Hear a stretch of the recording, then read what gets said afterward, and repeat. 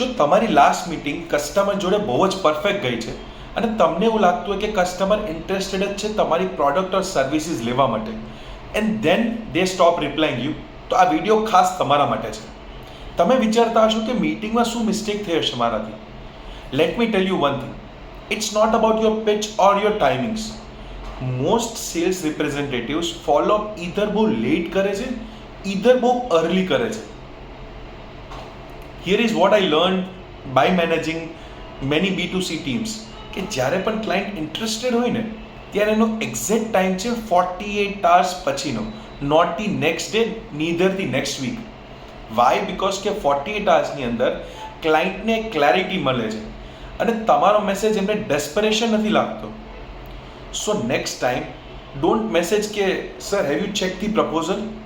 એની જગ્યાએ instead say that, હે જશ, thought of sharing a quick customer story.